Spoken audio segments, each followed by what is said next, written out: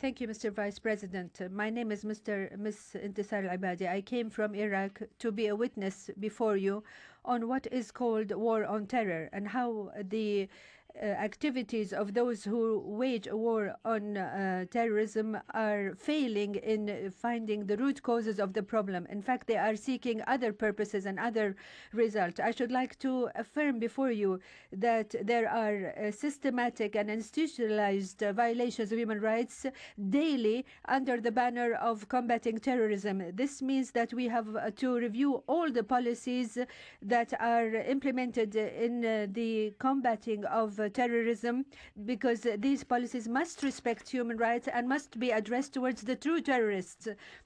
The campaigns to combat terrorism are doing very unlawful acts, such as the murder and wounding of many civilians, and they're being directed towards densely populated civilian areas and for political and sectorial purposes.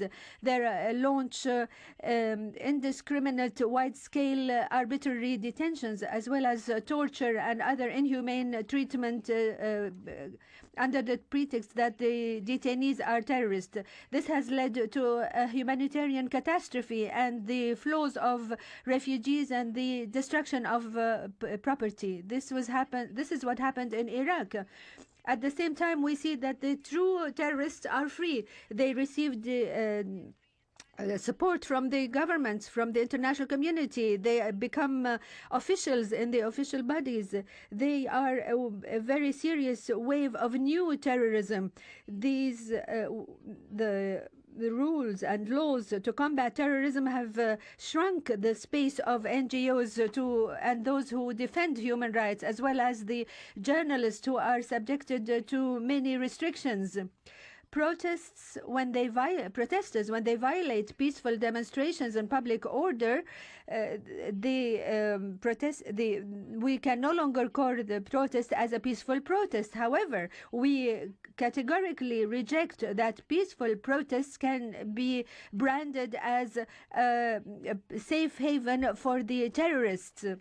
In conclusion, Mr. Vice President, there has to be transparent accountability measures to hold accountable all the states that finance terrorism and all the states that practice the state terrorism against its own citizens and commit crimes against humanity, genocide, under the pretext of combating terrorists.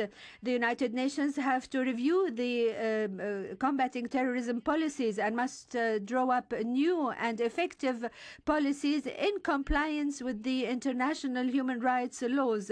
You must stop the supply of weapons and military equipment that frighten the civilians instead of combating the true terrorists. Thank you, Mr. Chairman.